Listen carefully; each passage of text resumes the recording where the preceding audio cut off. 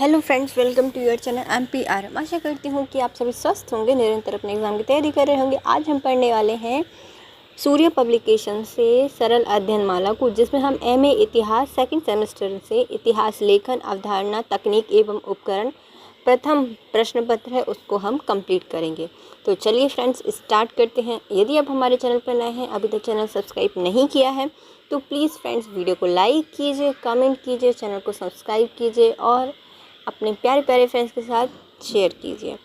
यदि आप MA कर रहे हैं और ये आपसे रिलेटेड सब्जेक्ट है, यदि नई भी है, यदि आप हिस्ट्री पढ़ रहे हैं किसी कॉम्पिटिटिव एग्ज़ाम के लिए, तब भी ये आज का जो चैप्टर है वो ज़रूरी है। तो चलिए स्टार्ट करते हैं।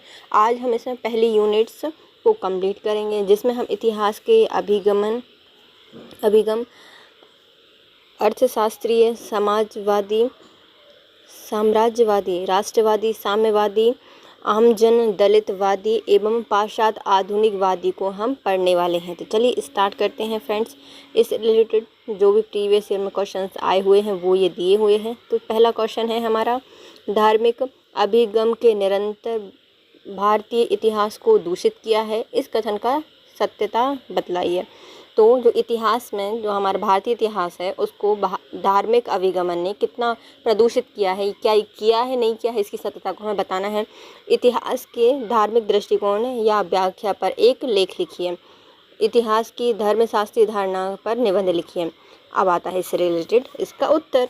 प्रत्येक युग में इतिहासकार सामाजिक आवश्यकताओं के अनुसार ऐतिहासिक तथ्यों की खोज करता है और सामाजिक रुचि के अनुसार इतिहास का प्रस्तुतिकरण करता है। कूर्ची ने इसी इतिहास को समसामयिक कहा है। इसका तात्पर्य है कि इतिहास अपने युग के दृष्टिकोण और अपने व्यक्तिगत दृष्टिकोण से अतीत की घटनाओं को देखता है। प्रत्येक युग में इतिहास संबंधी दृष्टिकोण में समाज की आवश्यकताओं के अनुरूप परिवर्तन होता रहता है।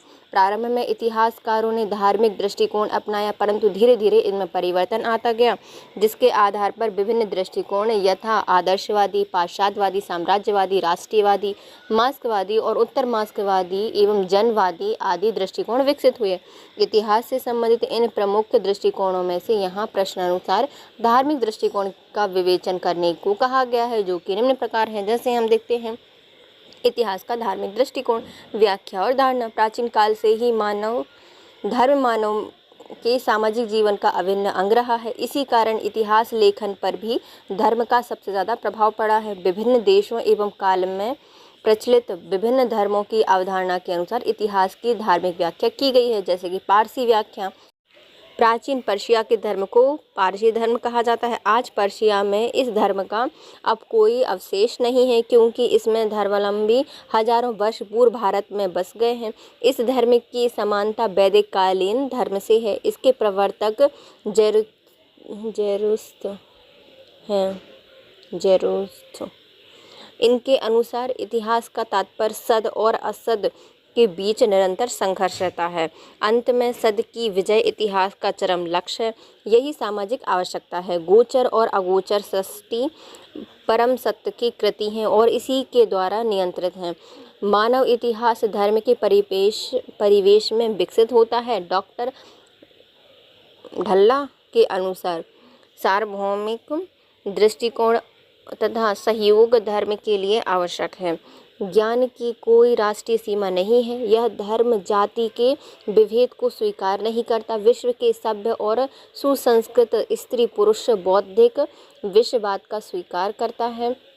ये विश्ववाद को स्वीकार करते हैं। सार्वभौमिक शिक्षा विश्व भारतत्ववाद के विकास में सर्वाधिक सहायक है। धर्म द्वारा प्रेरित विश्व निरंतर प्रगति के पथ पर अग्रसर रहता है।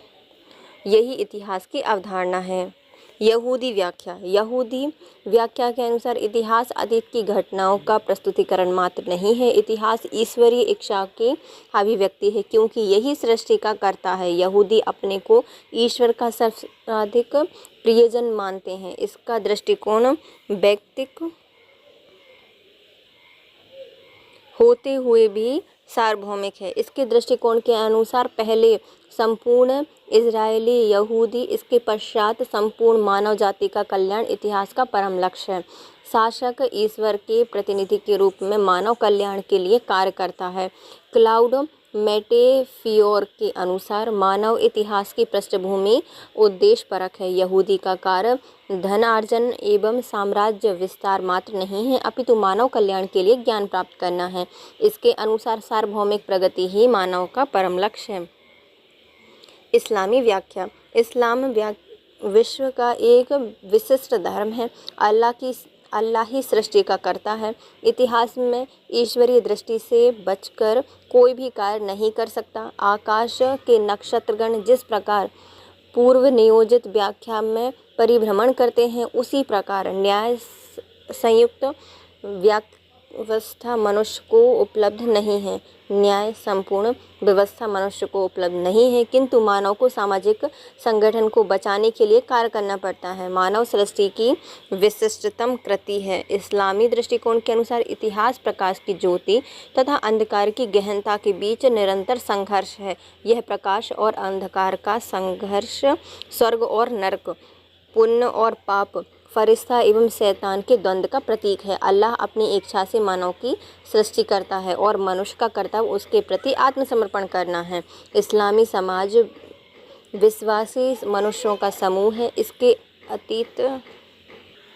इस्लामी समाज विश्वासी मनुष्यों का समूह है। इसके अतीत के मृत मुसलमान एवं इस्लाम से पहले के पुण्यवान मनुष्य भी आते हैं। ईश्वरीय वाणी और कलमा शाश्वत, अमर एवं अपरिवर्तनीय है। मोहम्मद साहब को साक्षात्कार के क्षणों में ईश्वरीय सत्ता का आभास हुआ था। इससे पूरे इतिहास का चक्र चकमक उठा। काल का प्रारंभ, स्वर्ग पृथ्वी का निर्माण, स्त्री पुरुष की सृष्टि, ईश्वरीय इच्छा के विरुद्ध आचरण करने वालों को दंड, पतन के युग का आगमन, ईश्वर की प्रक्रियाओं के रूप में प्रफुष्टित होती हैं। इस्लामी व्याख्या के अनुसार इस्लामी समाज निरंतर प्रगतिशील है। यह प्रगति शांतिपूर्ण धर्म ग्रहण एवं हिंसापूर्ण संघर्ष दोनों साधनों द्वारा होती है। इस्लामी इतिहास चेतना का उदय 18वीं शताब्दी के प्रारंभ में हुआ। यह इस्लामी जगत में बौद्धिक पुनर्जागरण का युग माना जाता है। ईरान में अब्बासी वंश के उत्थान ने ऐतिहासिक चेतना को एक नवीन शक्ति प्रदान की। इस्लाम के प्रचार की प्रेरणा से प्रभावित होकर अनेक धर्मावलंबियों ने यूरोप, अफ्रीका और मध्य एशिया में प्रवेश किया। इस क्षेत्र के ज्ञान ने इनके इतिहास क्षितिज को विकसित करने में विशेष योगदान दिया। इस्लामी साम्राज्य का चतुर्दिक विस्तार एवं मक्का की तीर्थ यात्रा को सार्वभौमिक स्वरूप प्रदान कर इस्लामी इतिहासकारों ने सर्वप्रथम विश्व भारतत्ववाद एवं विश्व इतिहास की कल्पना की। इस्लामी इतिहास की अवधारणा को एक नवीन दिशा प्रदान करने का श्रेय इस्लामी जगत के ख्याति लब्ध इतिहासकार इब्न खालदून को जाता है। गाती ने अपने युग को इतिहास का सराहा कहा है। इसके समय में इतिहास चिंतन को एक नया स्वरूप प्रदान करके इब्न खालदून ने महत्वपूर्ण भूमिका अदा की है।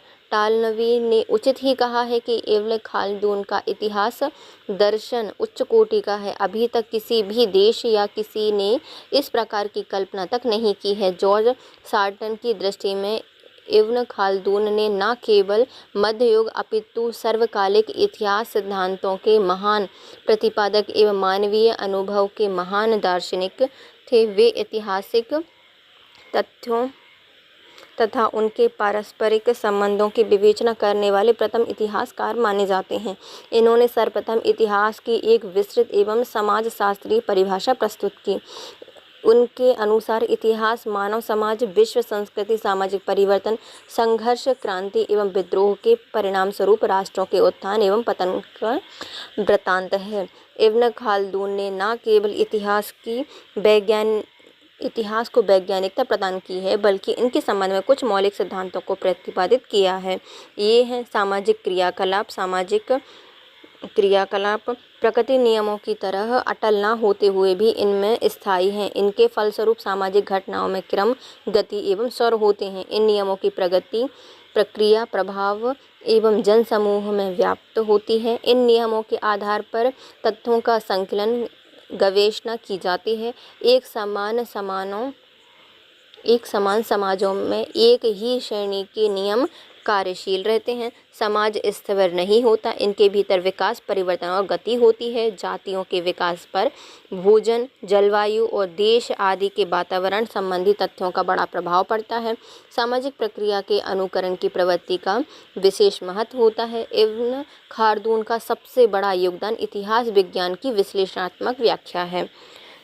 इसे इन्होंने संस्कृति का विज्ञान कहा है। इतिहास घटनाओं मात्र का अध्ययन है। इतिहास का कार्य वास्तविक घटनाओं के कारणों का ज्ञान पता करना होता है या प्राप्त करना होता है। इब्न खाल्दून के अनुसार समाज शरीर की तरह विकसित, प्रौढ़ एवं क्षीण होकर अपना जीवन काल व्यतीत करता है। जीवित प्राणियों की तरह समाज एवं राज्य का उत्थान एवं पतन होता है। सुधार के द्वारा नियति के निर्णयों को कुछ समय के लिए टाला जा सकता है, किंतु अंत में पतन की गति का क्रियान्वयन होना अपरिहार्य है।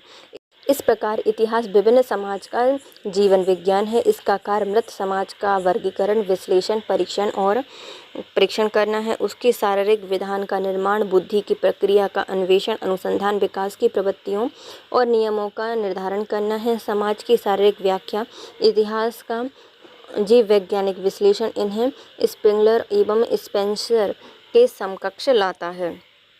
इब्न खाल्दून ने राज्य एवं समाज की व्याख्या की है।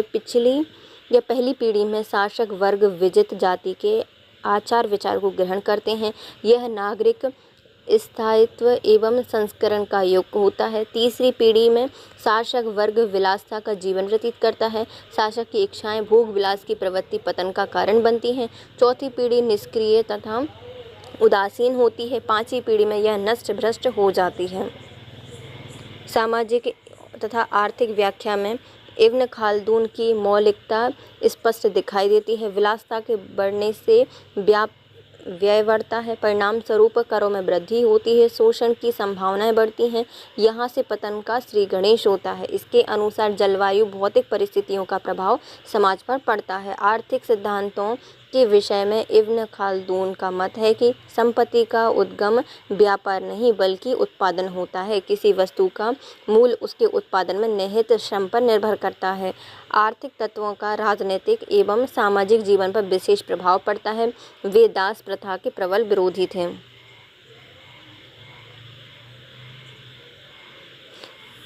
इब्न खाल्दून इस्लामी जगत के निराले विचारक माने जाते हैं। समाज की सामाजिकता इनके नवीन विचार की आधारशिला है। इनके विचारों की मौलिकता नितांत प्रशंसनीय है। वे पहले इतिहासकार हैं। इन्होंने इतिहास या विश्व इतिहास की कल्पना की है। वान केमर ने उचित कहा है कि संस्कृति के इतिहासकारों में भी महान थे। समाज शास्त्रियों की दृष्टि में भी अपने योग के अरस्तु थे।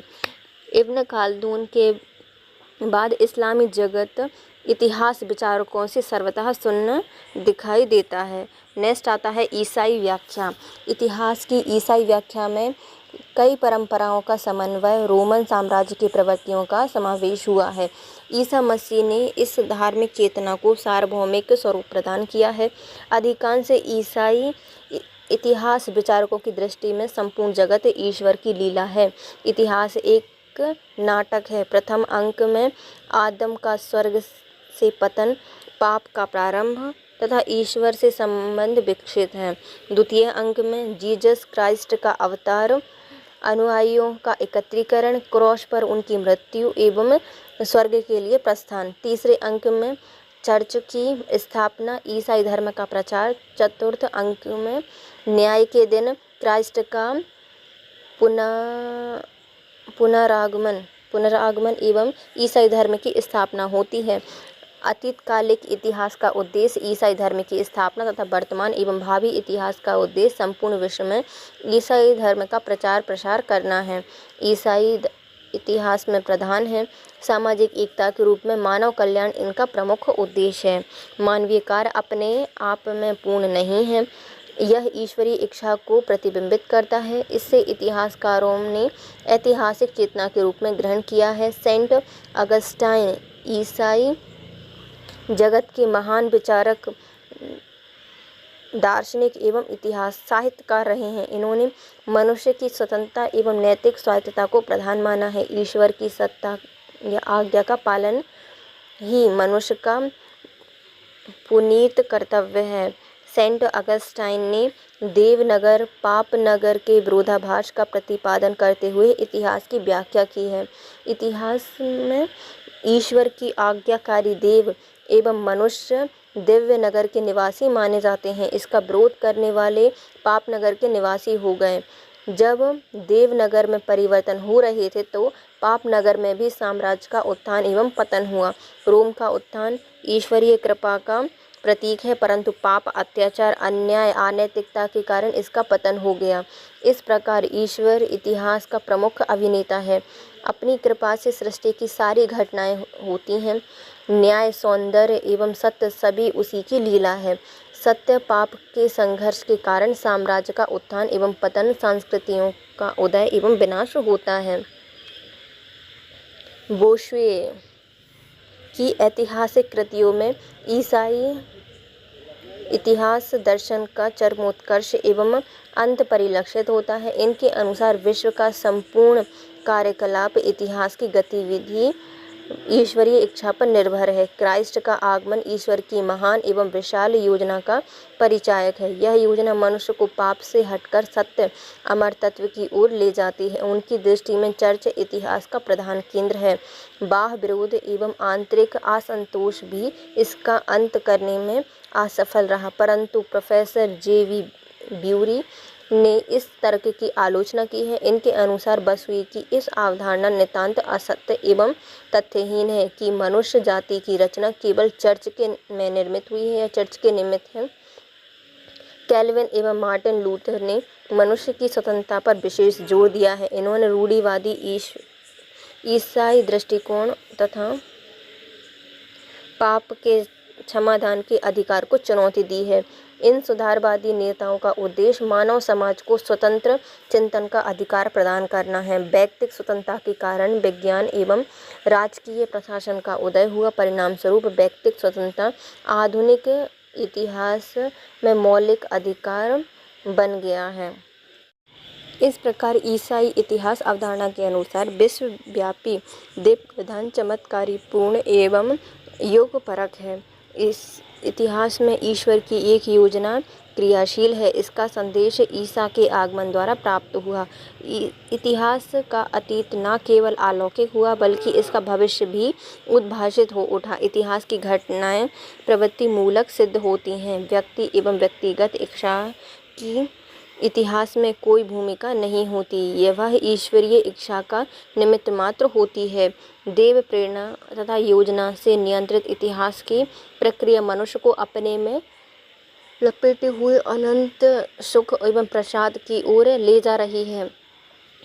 दार्शनिकता के साथ ही पक्षपात की घटना का प्रत्यक्ष प्रभाव दिखाई देता है। वैज्ञानिक दृष्टिकोण से ईसाई इतिहास में आलोचना प्रवृत्ति का विकास संभव न हो सका, क्योंकि ईसाई इतिहास में विश्वास की ही प्रधान है।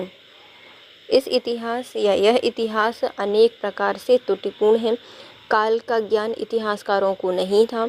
इतिहास का विश्लेषणता न्याय, सौंदर्य एवं सत्य है। समाज राज्य का उत्थान पतन सत्य एवं परम के बीच संघर्ष के परिणाम स्वरूप होता है। फिर आता है हिंदू व्याख्या।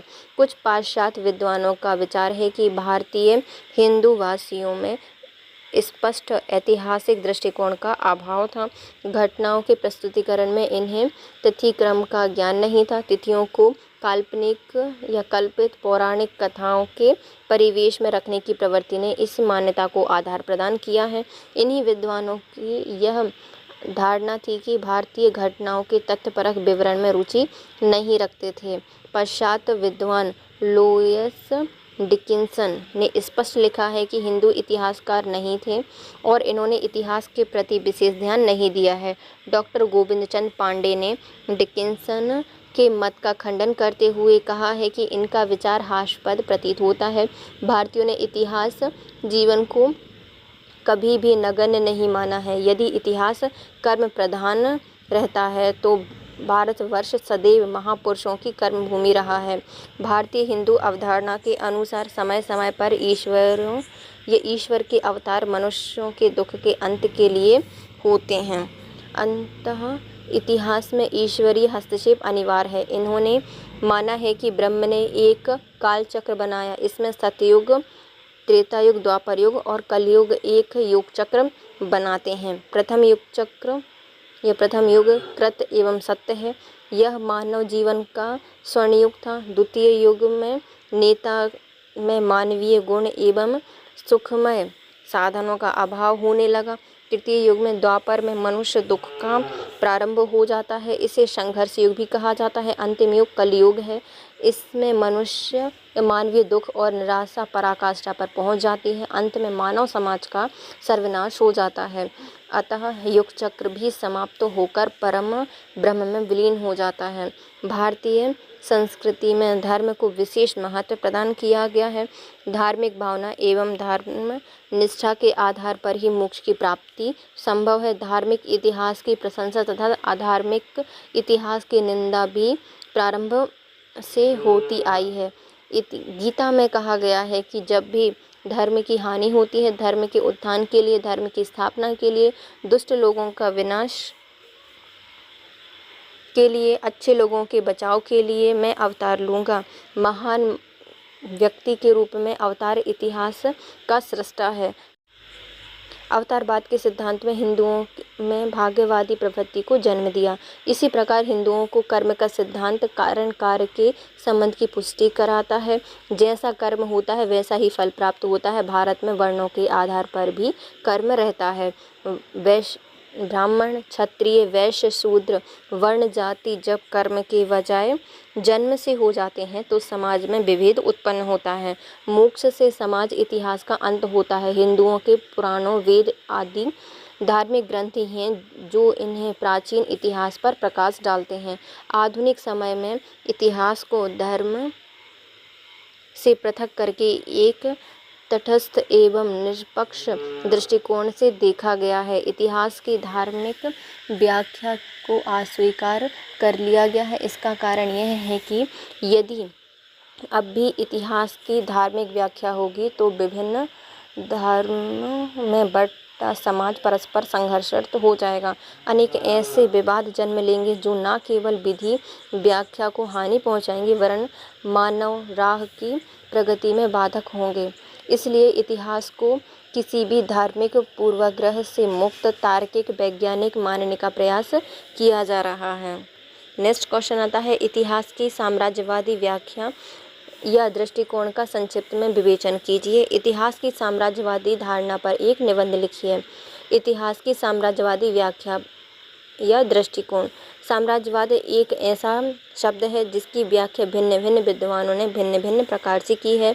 साम्यवादियों के अनुसार साम्राज्यवाद पूंजीवाद की चरम सीमा है, लेकिन इतिहास के विद्यार्थी इस शब्द का प्रयोग एक विशेष अर्थ में करते हैं। इतिहास के अंतर्गत विभिन्न प्रजाति जाति वाले लोगों पर, वाले देशों पर किसी दूसरे देश के राजनीतिक आर्थिक आधिपत्य की अवस्था को साम्राज्यवाद कहा जाता है। यह 18वीं शताब्दी के औद्योगिक क्रांति का सबसे बुरा परिणाम है। इसके विकास एवं विस्तार के अनेक कारण होते हैं। आर्थिक, राजनीतिक, नैतिक, धार्मिक एवं मनोवैज्ञानिक। झूठी राष्ट्रीयता, आक्रामकता, देशभक्ति, उग्र राष्ट्रवाद, महान शक्तियों में अपने देश की गणना कराने की गलत महत्वाकांक्षा, बढ़ती हुई आबादी को बसाने की कृत्रिम समस्या, ईश्वरीय धर्म प्रचारकों का अधार्मिक एवं अनैतिक उत्साह, रडयार्ड किपलिंग जैसे कुछ श्वेतांगों की विकृत दिमाग की उपज ही काले लोगों को सभ्य बनाना, गोरे के सिर का भार है इत्यादि साम्राज्यवाद के कुछ प्रमुख कारण हैं।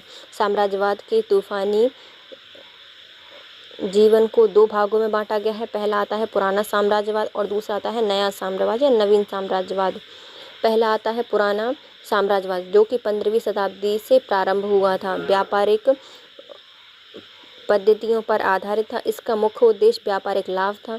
पुराने साम्राज्यवाद के काल में यूरोप के देशों ने गैर यूरोपीय देशों में विशाल साम्राज्यवाद स्थापित किया। इस समय मूल देश अपने औपनिवेशिक एवं अधीनस्थ प्रदेशों से स्वयं ही व्यापार करते थे, परंतु यह व्यापारिक पद्धति अधिक दिनों तक कायम नहीं रह सकी। 1871 के बाद अनेक ऐसे कारण हुए जिससे नवीन साम्राज्यवाद का उदय हुआ। इसकी प्रमुख विशेषता यह थी कि इसके अंतर्गत आर्थिक शोषण के साथ साथ राजनीतिक शोषण भी किया जाने लगा। कहा जाता था कि युद्ध एवं प्रेम में सब कुछ उचित है कि यूरोपीय साम्राज्यवाद ने दूसरे देश को अधीन बनाने में और उसका शोषण करने में सभी नैतिक अनैतिक तरीके अपनाए। यूरोपीय साम्राज्यवाद प्राचीन एवं विशेषकर भारतीय साम्राज्यवाद से बिल्कुल भिन्न था। भारतीय साम्राज्यवाद शोषण और युद्ध एवं आक्रामक पर आधारित नहीं था, बल्कि दूसरे देशों को सभ्य एवं संस्कृति सिखाने के लिए उनका विकास उनके हित के लिए था। यह अपने उपनिवेश से कुछ छीनता नहीं था, बल्कि देता था। इस प्रकार यूरोपीय साम्राज्यवाद और राष्ट्रीयवाद छीनने तथा भारतीय साम्राज्यवाद एवं राष्ट्रीयवाद त्याग में विश्वास करते थे। इतिहास एवं साम्राज्यवादी दृष्टिकोण।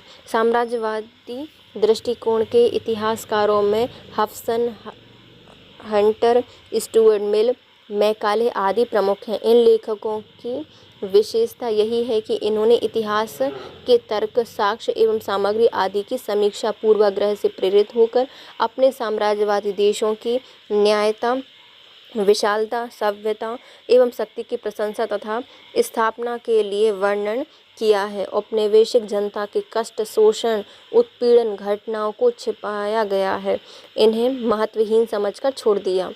इन साम्राज्यवादी इतिहासकारों में कुछ ऐसे भी हैं जिन्होंने औपनिवेशिकों की जनता पर अत्याचार करने वाले, उनसे घृणा करने वाले, उनकी सभ्यता एवं संस्कृति को नष्ट करने वाले साम्राज्यवादी अधिकारियों की महिमा मंडित करने एवं सम्मान में पुरस्कार की घोषणा करने में सदैव आगे रहे हैं। भारत की ब्रिटिश साम्राज्यवादियों के कार्य एवं उनके इतिहास लिखने वाले से इतिहास भरा पड़ा है। अनेक घटनाओं में से एक उदाहरण इस विशेषता को भी समझने के लिए पर्याप्त होगा।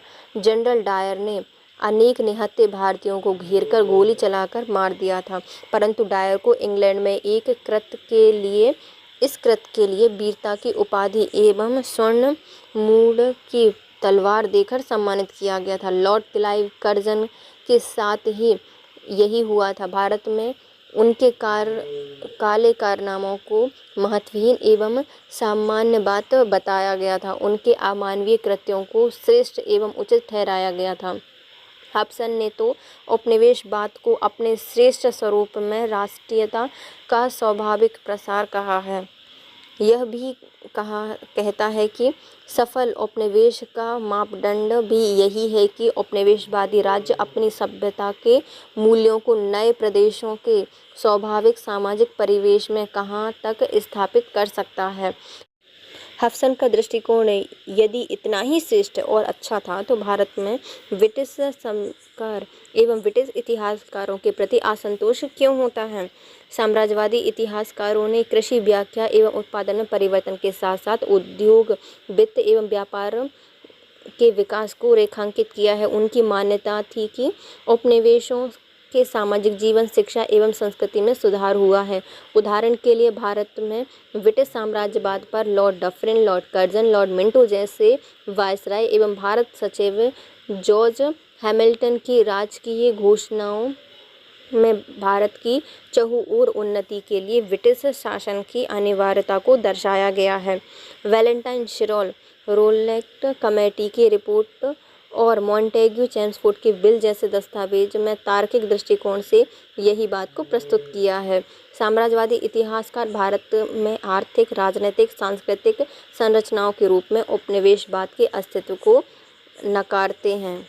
इनका मानना था कि यह तो गोरे आदमी का भार है कि वह असभ्य एवं बर्बर काले आदमियों को सभ्य एवं सुसंस्कृत बनाते हैं।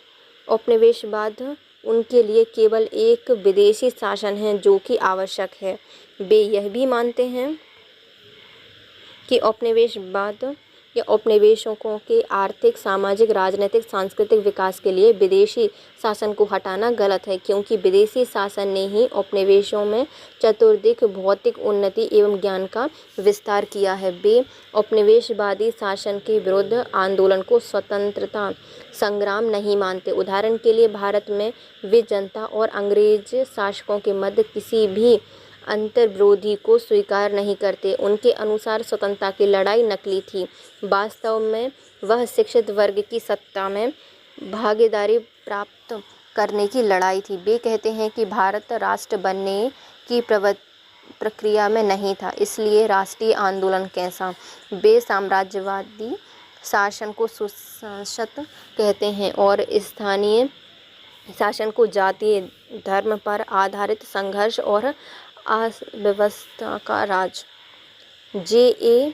गैलाधर, जी जॉनसन एवं C.J. बेकर जैसे इतिहासकार राष्ट्रीय आंदोलन को कोई जन आंदोलन नहीं वरन उच्च अभिजात वर्ग का आंदोलन कहते हैं, जो कि सक्रिय निजी स्वार्थों से कार्य कर रहा था। वे मानते हैं कि यह वर्ग राष्ट्रवाद के सिद्धांतों का उपयोग परोपकारी ब्रिटिश राज्य के विरुद्ध लड़ने के लिए कर रहा था। यह अभिजात वर्ग में अनेक गुट थे, जो कि ब्रिटिश राज्य की कृपा दृष्टि पाने के लिए परस्पर ही संघर्षरत थे। ब्रिटिश राजसत्ता ने तो प्रशासनिक एवं राजनीतिक सत्ता का विकास निचले स्तर पर किया था। इससे वे बड़े नेता खतरा महसूस करने लगे। साम्राज्यवादी इतिहासकारों का यह भी मानना है कि महामारी, सूखा, अकाल, आर्थिक मंदी, मुद्रास्फीति, युद्ध आदि का उपनिवेशवाद में कोई लेना देना नहीं था।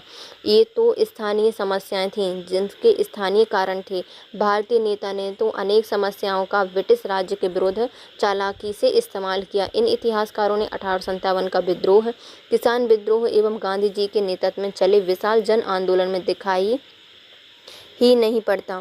इन्हें राष्ट्रीय आंदोलन में राष्ट्र वर्ग, विचारधारा, क्रांतिकारी परिवर्तन की आकांक्षा आदि से कोई मतलब नहीं। वे इसका विवेचन भी नहीं करते। इसी प्रकार अपने विश्लेषण में ये मजदूर, किसान, निम्न मध्यम वर्ग, महिलाओं की जागरूक भूमिका को अस्वीकार करते हैं। सामाजिक धार्मिक आंदोलन से विशाल राष्ट्रीय जागरण तक इन्हें चेतना का प्रसार लगता ही नहीं। वे भारतीय जनता को मूर्ख, बाधिर समझते हैं। यदि ऐसा है तो उपनिवेशवादी शासक इस जनता को अपने समर्थन में क्यों नहीं खड़ा कर सके। स्पष्ट है कि इतिहास की साम्राज्यवादी व्याख्या भारत में हुए सकारात्मक परिवर्तन को नहीं दिखलाती। यह उद्योग, यातायात, संचार, कृषि आदि में उपनिवेशवादी प्रभाव के कारण आए पिछड़ेपन को नहीं दिखाते, वरना इसे आधुनिकीकरण का हिस्सा बताते हैं।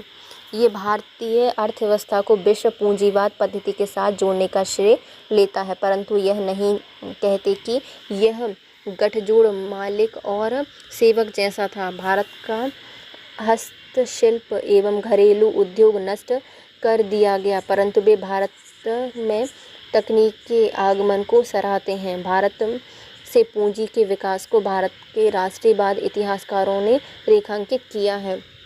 उपरोक्त साम्राज्यवाद इतिहासकारों ने यद्यपि भौगोलिक खोजों, वैज्ञानिक आविष्कारों, इतिहास के साक्ष्य आदि का इस प्रकार प्रयोग किया है कि वास्तविक इतिहास के तथ्य, घटना एवं व्याख्याओं को जानबूझकर विकृत करने में उनकी शक्ति लग गई। भारत में आर्य समाज, राजा राममोहन राय, तिलक, गांधी को इसका उत्तर देने के लिए सामने आना पड़ा। भारत तो आज भी ऐसी अनेक ऐतिहासिक विकृतियों का सामना करते हुए जूझ रहा है, जैसे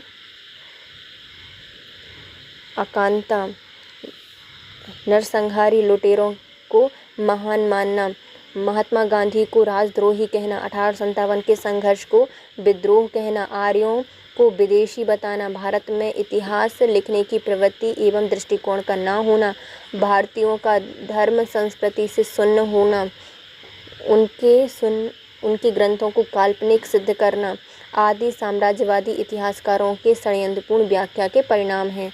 इसके साथ ही इसके संबंध में इसके द्वारा इतिहास के अर्थ, लेखन एवं वैज्ञानिक एवं तथ्यों की परीक्षा आदि की बातें पर संदेह है और यही लगता है कि यह यूरोपीय साम्राज्यवादी इतिहास अभी भी इस भ्रम में है कि वह विश्व को पुनः भ्रम में रखने और उस पर साम्राज्यवादी शोषण करने में सफल होंगे, जो कि नितांत अनुचित है।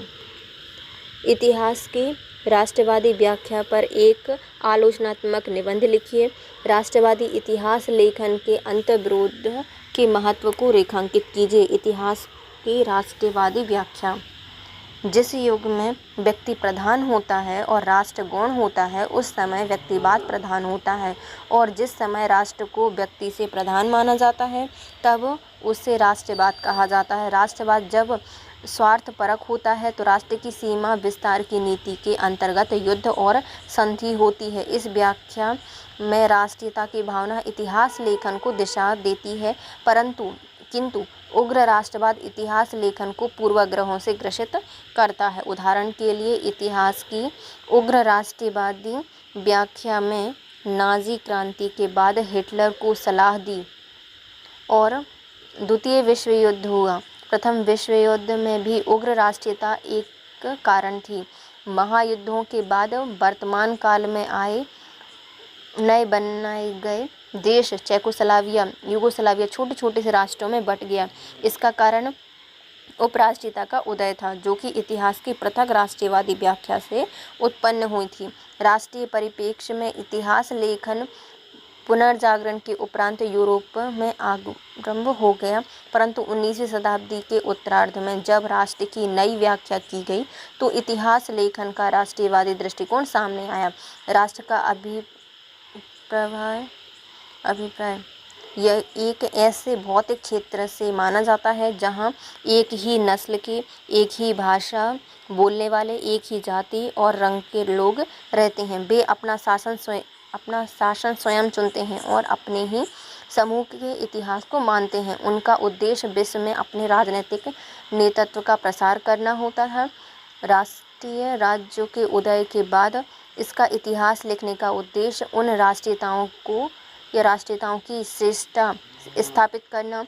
एकीकरण के बाद जर्मनी, इटली में इसी प्रकार का इतिहास लेखन किया गया। इतिहास की राष्ट्रवादी व्याख्या में राष्ट्र रूपी भौगोलिक क्षेत्र एवं नस्ल के गौरव की खोज निहित थी।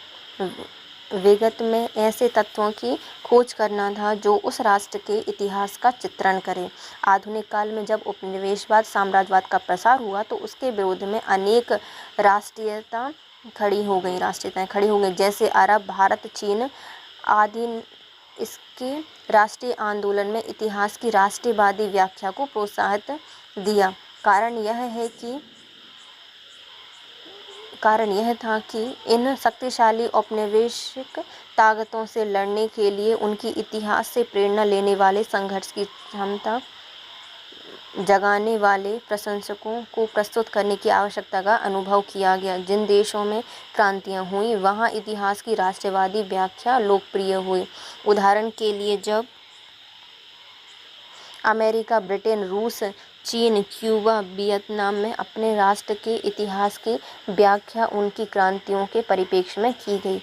इतिहास की राष्ट्रीयवादी व्याख्या ने भी विश्व में प्रतिस्पर्धा, प्रगति, परिवर्तन का युग प्रारंभ किया है। राष्ट्रवाद का आदर्श रूप अब भी आवश्यक है, किंतु आधी राष्ट्रवादिता तो दूसरे के राष्ट्रवाद को टकराती तो त्याज्य है।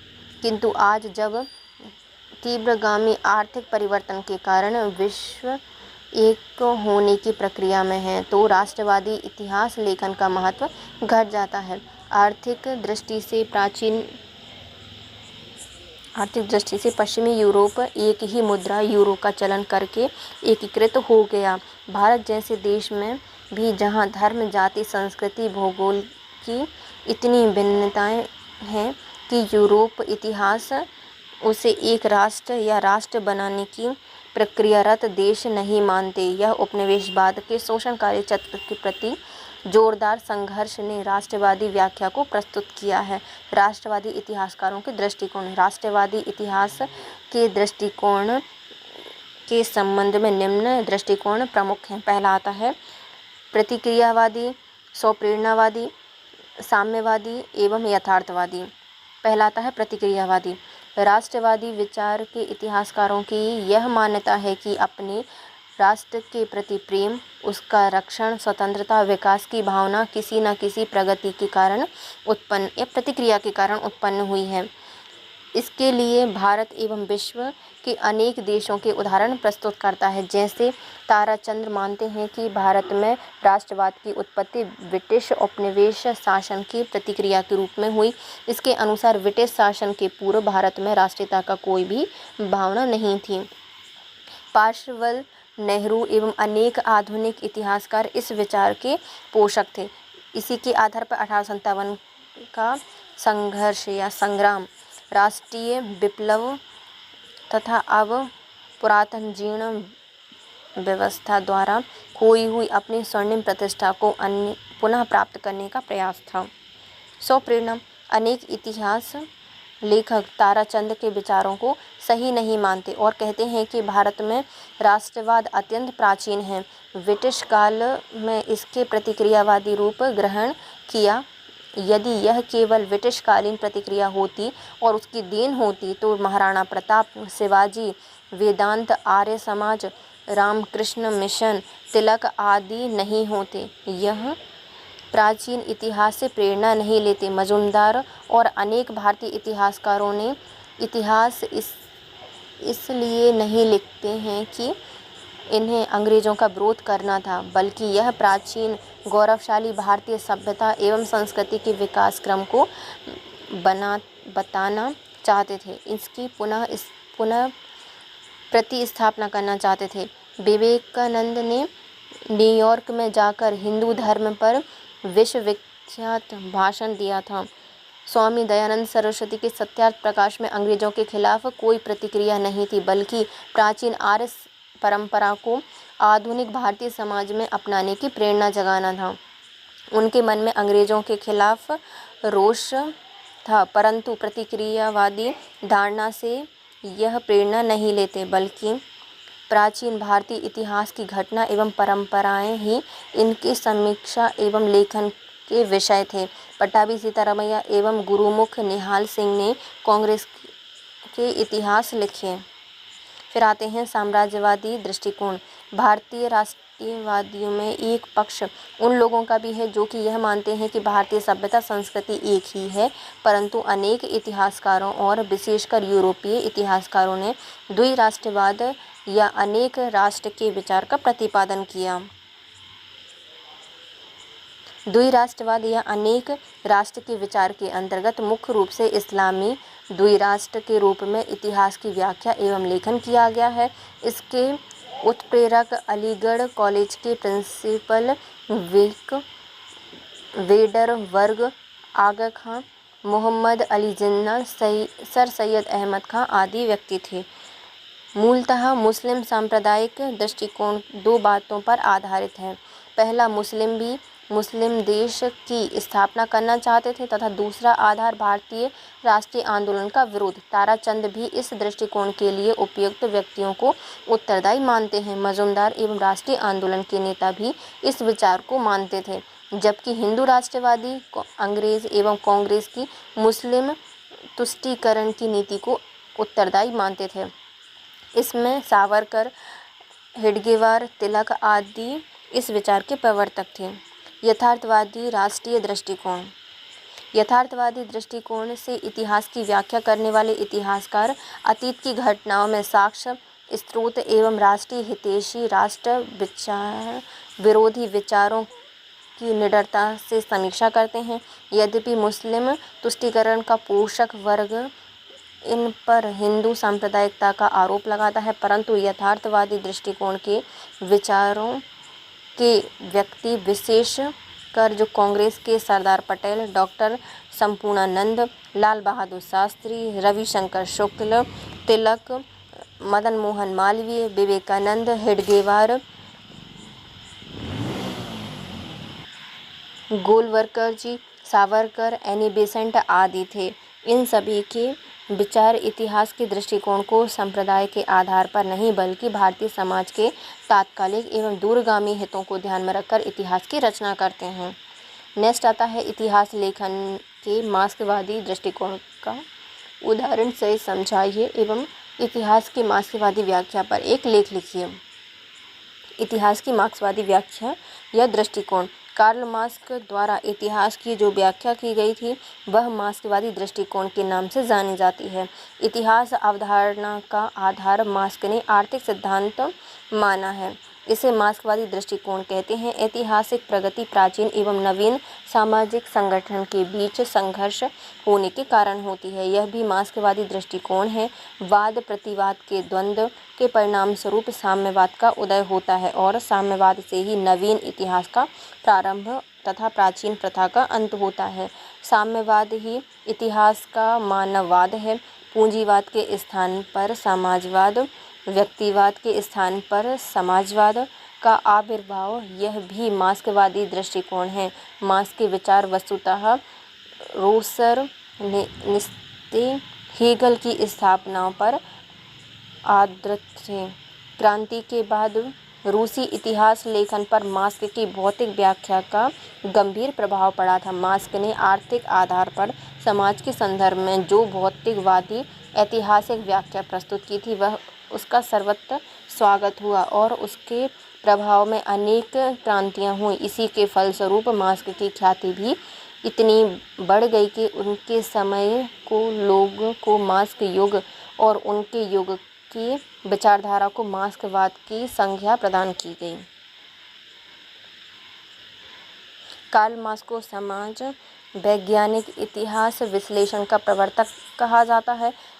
इसने इतिहास के मूल्यांकन की नई दृष्टि एवं नई विश्लेषण पद्धति प्रदान की है। मार्क्सवादी इतिहास लेखन में विश्व इतिहास में एक निश्चित सामान्य क्रम को स्वीकार किया है। हीगल ने विचार में परिवर्तन अंतर्द्वंद के माध्यम से देखा। यह परिवर्तन सामाजिक सत्ता में परिवर्तन लाता है। परिवर्तन और विकास के मुख्य लक्षण बन जाते हैं। व्यवस्था के भीतर विरोध प्रकट होते हैं और नवीन व्यवस्था जन्म लेती है। यही प्रक्रिया हीगल की द्वंद्वात्मक पद्धति का प्राण है। द्वंद्वात्मक बाह्य जगत एवं मानव चिंतन दोनों की गति के सामान्य नियमों का विज्ञान बन गई। हीगल संसार को प्रक्रियाओं के समप्रवाह के रूप में समझते हैं जिसमें वह प्रगतिशील विकास अपने आप को प्रतिस्थापित करता है। अतः प्रत्येक ज्ञान एक परिवर्तनशील प्रक्रिया है जो अपने आंतरिक अंतर्विरोधों के संघर्ष से रूपांतरित होकर विकास का अंग बनती है। मार्क्सवादी इतिहास लेखन की यह प्रक्रिया भौतिक मानी जाती है। द्वंद्वात्मक भौतिक विकास प्रकृति के स्तर से मानव समाज को उत्पन्न करता है। कार्ल मार्क्स का द्वंद्वात्मक भौतिकवाद प्रकृति और समाज के अंतर्द्वंद के कारण परिणामी मानता है। इसमें मानवीय चेतना अपनी बाह्य प्राकृतिक एवं सामाजिक परिस्थितियों को उनके नियम पहचान कर सक्रिय रूप से गढ़ती है। मार्क्स के लिए ज्ञान की सत्यता व्यवहार एवं क्रिया में व्यक्त होती है। मानव सत्य सामाजिक संबंधों की समष्टि है। मार्क्सवादी भौतिकवाद मानव का अस्तित्व सामाजिक संबंधों को परिभाषित करता है, अर्थात अस्तित्व समाज में है और सामाजिक अस्तित्व को मार्क्स ने आर्थिक साधनों की अवस्था और उन पर आश्रित उत्पादन के संबंधों पर निर्भर माना है। अपनी पुस्तक अ क्रिटिक ऑन पॉलिटिकल इकोनॉमी की भूमिका में मार्क्स ने स्वयं लिखा है कि लोग जिस सामाजिक उत्पादन में लगे रहते हैं वे उसके प्रसंग में निश्चित संबंधों में अपने को पाते हैं। वे अनिवार्य संबंध भौतिक उत्पादन की शक्ति के विकास की व्याख्या पर या अवस्था विशेष पर निर्भर करते हैं। इन उत्पादन संबंधों के समष्टि समाज की आर्थिक संरचना कही जा सकती है। इसी पर ऊपरी न्यायिक राजनीतिक ढांचा एवं विशिष्ट सामाजिक चेतना बनती है। नैतिक जीवन का उत्पादन क्रम सामाजिक राजनीतिक एवं आध्यात्मिक प्रक्रियाएं निश्चित करना है। मनुष्य की सामाजिक सत्ता उनकी चेतना का निर्धारण करती है। विकास की एक अवस्था में उत्पादन की भौतिक शक्तियाँ विद्यमान उत्पादन साधनों के साथ संघर्ष में पड़ती हैं। यही संघर्ष सामाजिक क्रांति में परिवर्तन हो जाता है। आर्थिक आधार के परिवर्तन के साथ ऊपरी ढांचा भी बदल जाता है। समाज की आर्थिक रचना के प्रगतिशील युगों में एशियाई प्राचीन सामंती नवीन मध्यम वर्गीय वर्गों का निर्देश किया जा सकता है। स्पष्ट है कि आर्थिक उत्पादन उपयोग के विधान से मानव इतिहास का स्वरूप निश्चित होता है। मार्क्स ने इतिहास की पूंजी आर्थिक परिवर्तनों में ढूंढी है। प्रत्येक अवस्था में एक अंतर्द्वंद रहता है। एक वर्ग उत्पादन में संघर्ष करता है तो दूसरा साधन संपन्नता के कारण अतिरिक्त फल का उपयोग करता है। ऐसी ऐतिहासिक समाज इस श्रमिक एवं धनिक वर्ग के द्वैत को अपने भीतर लिए होने के कारण साधनों के विकसित होने पर संघर्ष एवं क्रांति से नष्ट हुई है। मार्क्स के लिए सभी समाजों का इतिहास वर्ग संघर्ष का इतिहास है। स्वाधीन एवं दास, पेटिशंस, प्लेबियन, लॉर्ड सर्क अर्थात उत्पीड़क एवं उत्पीड़ित सदा विरोध की स्थिति में रहते हैं। मार्क्स के अनुसार दोनों में संघर्ष का अंत या तो समाज के क्रांतिकारी पुनर्गठन से हुआ है या दोनों वर्गों के समाज विनाश से। अतः द्वंद्वात्मक भौतिकवाद का निरूपण वर्ग संघर्ष के इतिहास में परिणत होता है। इस इतिहास का अंतिम चरण पूंजीवाद की उत्पत्ति है। मार्क्स ने पूंजीवाद का अध्ययन कर यह सिद्ध कर दिया है कि यह अंतर्द्वंद से ग्रस्त है और एक क्रांति के द्वारा उसकी जगह साम्यवाद आएगा। मार्क्स ने सामाजिक आर्थिक व्यवस्थाओं की ऐतिहासिकता एवं विचारों की समाज सापेक्षता प्रतिपादित की है। इसी के आधार पर इतिहास की आर्थिक व्याख्या प्रचलित हुई। मार्क्स के बाद आर्थिक विकास के संबंध में नए सिद्धांत आए, परंतु मार्क्स के आर्थिक इतिहास का महत्व संरचनात्मक परिवर्तन के सामाजिक संबंधों में और अध्ययन के द्वंद्वात्मक पद्धति में आज भी है। मार्क्स की अवधारणा ने वर्तमान सामाजिक दृष्टिकोण को अत्यधिक प्रभावित किया है। अपने सामाजिक जीवन के अध्ययन में अन्वेषण की नवीन विधाओं और नवीन विश्लेषणात्मक पद्धति का प्रतिपादन किया है। आधुनिक इतिहास अवधारणा पर इसका सर्वाधिक प्रभाव पड़ा है। नेक्स्ट आता है उपाशय जनवादी इतिहास मत समूह का आलोचनात्मक परीक्षण करें।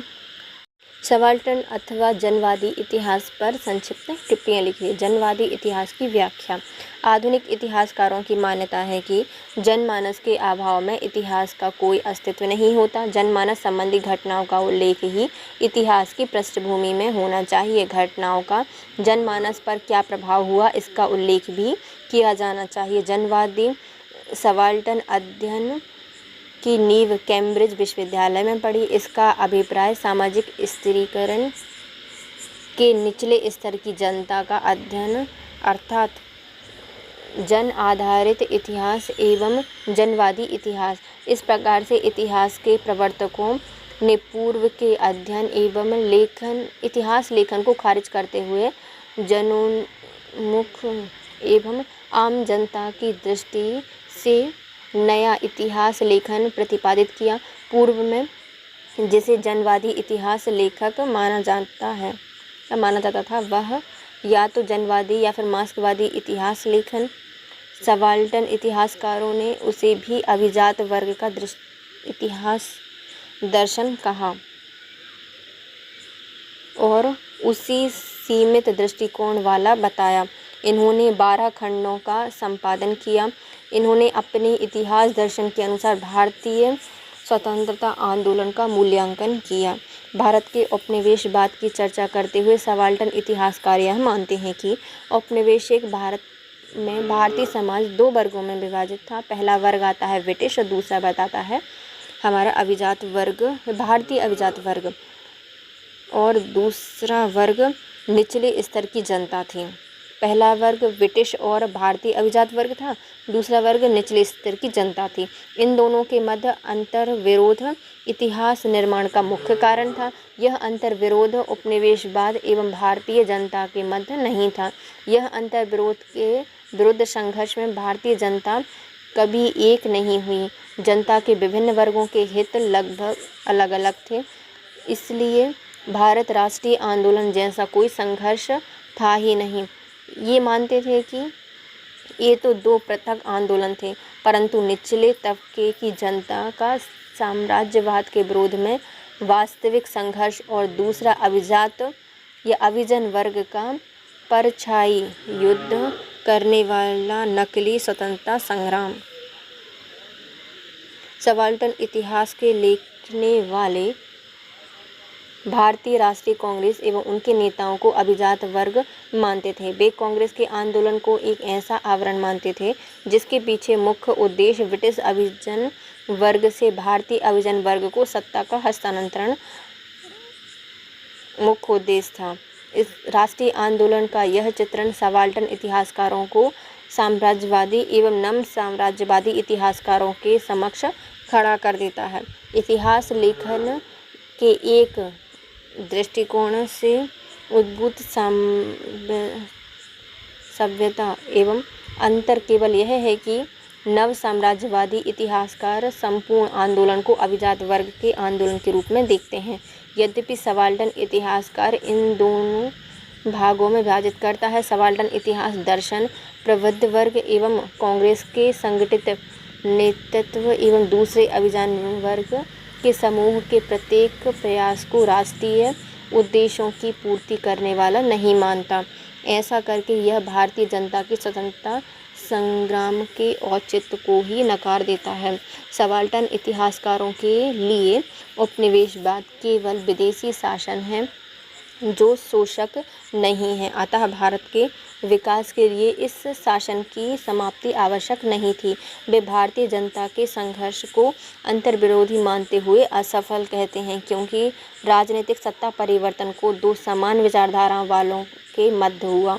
इन इतिहासकारों के लिए भारत कभी राष्ट्र था ही नहीं। वे भारत को विभिन्न वर्गों, जाति, समुदायों, धर्म एवं अलग अलग हितों का समूह मानते थे। प्रत्येक समूह अपने स्वार्थी एवं हित के प्रति प्रतिबद्ध था, इसी के लिए लड़ रहा था, स्वतंत्रता के लिए नहीं। वे मानते थे कि भारत का राष्ट्रवाद चीन, जापान, मुस्लिमों के राष्ट्रवाद से इसलिए भिन्न था कि भारतीय राजनीतिक संघर्ष पुराने समुदायों की स्थिति की रक्षा कर रहा था, राष्ट्रवाद की नहीं। वे भारतीय राष्ट्रीय आंदोलन के अभिजन वर्ग के में धार्मिक एवं जातिगत पहचान के आधार पर संरक्षणवाद की प्रवृत्ति देखते थे। वह वर्ग निचले वर्ग को पनपने नहीं देना चाहते थे। इसके लिए राष्ट्रीय आंदोलन एक प्रकरण था। इससे अभिजन वर्ग अपने को स्वार्थ पूरा करना चाहते थे। समाज का निचला स्तर अपने अस्तित्व की लड़ाई लड़ रहा था।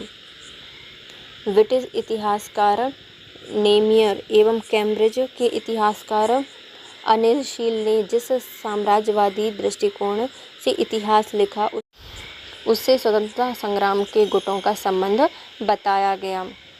यह संबंध स्वामी एवं अस्वामी का था। इसमें जो संघर्ष हुआ उसमें नेता ने दलालों का काम किया। यह दृष्टिकोण न तो भारतीय राष्ट्रीय नेताओं का अपमान करता है, वरन त्रुटिपूर्ण विश्लेषण पर आधारित है। वे भारतीय स्वतंत्रता संग्राम की क्रांतिकारी प्रतिक्रियाओं का विवेचन ही नहीं कर पाए। किंतु सबाल्टर्न इतिहासकार मजदूर, किसान, निम्न मध्यम वर्ग आदि की साम्राज्यवादी भूमिका को स्वीकार करते हैं। इससे अनिल शील मानते हैं। सबाल्टर्न इतिहासकारों का दावा है कि वे भारतीय जनता के औपनिवेशवादी संघर्ष का इतिहास लेखन जन चेतना को केंद्र में रखकर करते हैं, लेकिन इन्होंने इस चेतना को ढूंढने का कोई नया स्रोत नहीं दिया जिससे यह अभिजन वर्ग कहते हैं। इनके योगदान के मूल्यांकन में इन्होंने कल्पनाशील का सहारा लिया। इनके लेखन का आधार ही अभिजन स्रोत है। इसलिए सबाल्टर्न अध्ययन इतिहास की मूल्यांकन पद्धति में एक दृष्टिकोण की वृद्धि तो करता है, परंतु सत्यपरक एवं वैज्ञानिक मूल्य नहीं करता। इसके साथ आज की हमारी यूनिट होती है कंप्लीट फ्रेंड्स। नेक्स्ट वीडियो में हम करेंगे हमारी सेकंड यूनिट। तब तक के लिए bye guys. If you like my video please share, subscribe and comment. Thank you so much guys. Have a nice day.